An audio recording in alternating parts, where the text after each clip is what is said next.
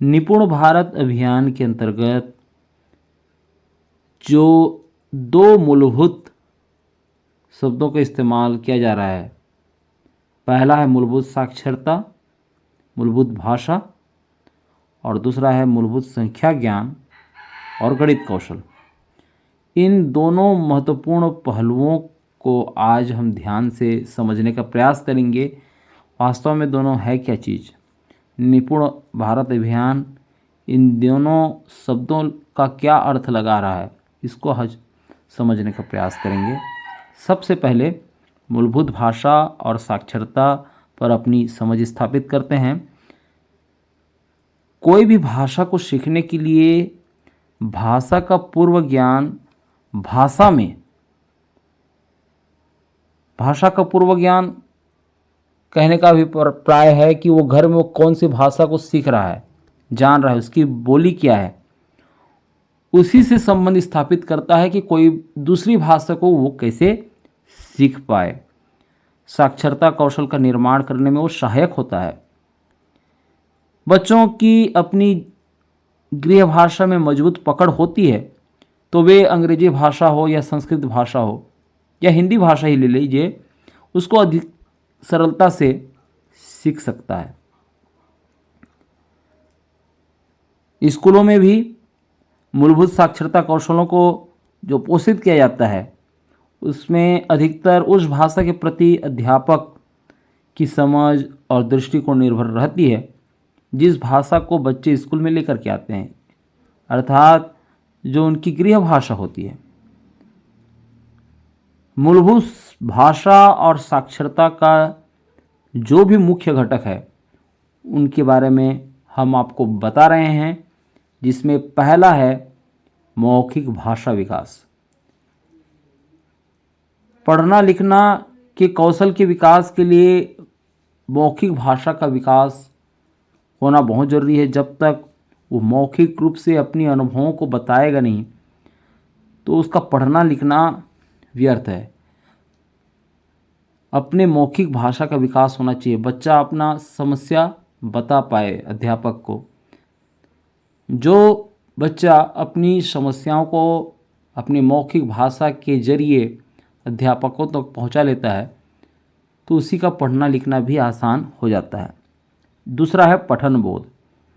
पठन बोध क्षमता या पढ़ करके उससे जानकारी प्राप्त करने के साथ साथ पाठ की जो व्याख्या है उसको भी कवर करना, ये सम्मिलित है मूलभूत भाषा और साक्षरता समझ में। तीसरा है चित्रकारी की अवधारणा। ऐसा नहीं है कि केवल पढ़ना लिखना है, पढ़ने लिखने के अंतर्गत हम चित्रकारी की अवधारणा को भी सम्मिलित कर रहे हैं। इसमें मूलभूत भाषा और साक्षरता समझ में ये भी शामिल है। भिन्न भिन्न प्रकार की चित्रकारी को देखने और उसको ध्यान देने की ज़रूरत है। चौथा है लेखन। इस क्षेत्र में अक्षर और शब्द लेखन दक्षता के साथ साथ अभिव्यक्ति लेखन शामिल है। ऐसा नहीं है कि केवल पढ़ रहे हैं और उसको श्रुत सुन करके जो लिख रहे हैं, श्रुत लेखन की बात हो रही है, जैसे उस लेखन की बात नहीं है। बच्चा जो भी अनुभव कर रहा है उसको वो लिख पा रहा है कि नहीं, उसकी समझ को लिख पा रहा है कि नहीं। जो कि एक उदाहरण के तौर पे हम मान सकते हैं डायरी लेखन। डायरी लेखन में दिन भर की उनकी जो घटना होती है, जो उसने सीखा रहता है, जो उसने किया रहता है, स्मरण करके जो है उसको अभिव्यक्ति के रूप में वो लिखता है। तो लेखन की क्षमता का भी विकास करना है। स्मरण शक्ति, मौखिक स्मरण, चाहे लेखन या पठन स्मरण, शब्दों का रूपात्मक विश्लेषण दक्षता, ये सब शामिल है। ध्वनिबोध। ध्वनिबोध में शब्दबोध, लयबोध और शब्दों में निहित ध्वनिबोध, जो भाषा के साथ साथ उसके अर्थ पूर्ण संबंध से उत्पन्न होती है, इसको भी शामिल किया गया है। डिकोडिंग। चित्रबोध। चित्र को देख करके वो क्या समझ पा रहा है, उसका क्या अर्थ ले रहा है। कोई भी अक्षर है, कोई भी शब्द है, उसको पढ़ करके वो क्या अपने मन में चला रहा है, इसको हम डिकोडिंग बोलेंगे कि वो उसकी प्रतिक्रिया वो क्या कर रहा है। तो इसको भी शामिल किया गया है। निर्बाध पठन। कोई भी कोई भी पाठ को सटीकता से, गति से, अभिव्यक्ति से और बोध से यदि वो पढ़ पा रहा है तो ये अच्छी बात है। बच्चों को पाठ के अर्थ जानने का अवसर मिलता है। और जो अंतिम है पठन या पठन के प्रति झुकाव की आदत, ये सबसे महत्वपूर्ण है। आज हम बच्चों को देख रहे हैं कि विभिन्न प्रकार के मोबाइल गेम में अपना समय व्यतीत कर रहे हैं, वो पुस्तकों से दूर होते जा रहे हैं। पुस्तकों से दूर होने का अभिप्राय यहाँ पर जो कोर्स में है पुस्तक उसकी बात नहीं है। भिन्न भिन्न जो पुस्तकें हैं, अन्य जो पठन सामग्रियाँ हैं, उनसे जोड़ने की प्रेरणा भी शामिल है।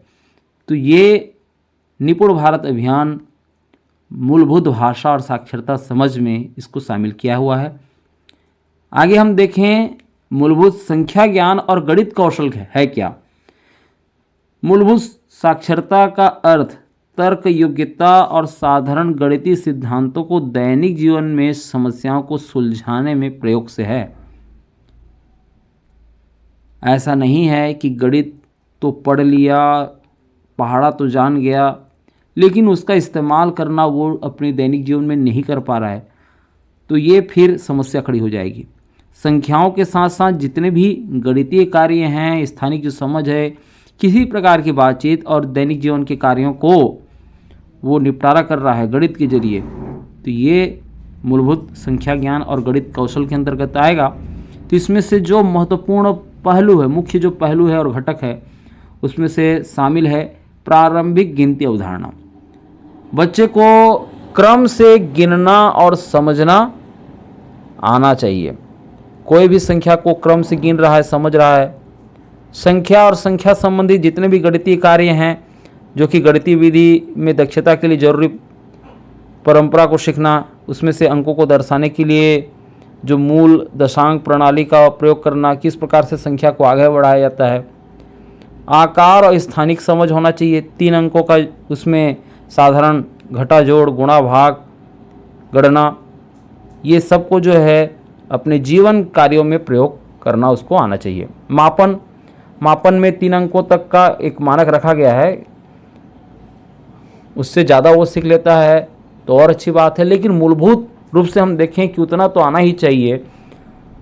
तीसरी तक के बच्चों को वो है 3 अंकों तक का जमा, घटा, गुणा और भाग करने के लिए मानक गणितीय पद्धति की समझ और उसका प्रयोग। पद्धति का विकास, इससे तात्पर्य यह है कि अंतरिक्ष और स्थानिक जो वस्तुओं के प्रति अपनी समझ बढ़ाने के लिए संबंधपरक शब्दावली को सीखना। कहने का मतलब यह है कि वातावरण में या अपने दैनिक जीवन में या विश्व के परिप्रेक्ष्य में देखें तो जहाँ जहाँ पर गणित संक्रियाओं का उपयोग, गणितीय शब्दावलियों का उपयोग जहाँ पर किया जा रहा है, वहाँ इसको जोड़ पाए गणित को। डाटा का रखरखाव, संख्याओं को पुनरावर्तित आकार से लेकर पैटर्न तक, साधारण पैटर्न को समझना और उसका विस्तार करना कि किस प्रकार से वो उसके मेमोरी में रहे, उसका जो डाटा है उसका रख रखाव कर पाए, उसको समझ पाए, उसको संबंध स्थापित कर। और अंतिम है गणितीय संप्रेषण। अपने दैनिक जीवन के कार्यकलापों में साधारण डाटा या जानकारी को इकट्ठा तो करे और प्रस्तुत करे, उसकी व्याख्या भी वो कर पाए। तो निपुण भारत मिशन में मूलभूत भाषा और साक्षरता समझ और मूलभूत संख्या ज्ञान और गणित कौशल से यही इसका अभिप्राय है। आशा है आपको जो है दोनों के बीच में बहुत कुछ जानकारी मिली होगी। आपको ये चैनल कैसा लगता है, यहाँ जो कुछ भी अपलोड किए जा रहे हैं वो आपके स्कूली जीवन में किस तरह से उपयोगिता है, इसको लेकर के ज़रूर आप कमेंट में ज़रूर लिखिए। हमें कैसे वीडियो बनाना चाहिए ये भी आप बताइए। और बहुत बहुत धन्यवाद। आप हमसे इसी तरह से यूं ही जुड़े रहिए। चैनल में नए हैं तो सब्सक्राइब कीजिए। बहुत बहुत धन्यवाद। नमस्कार।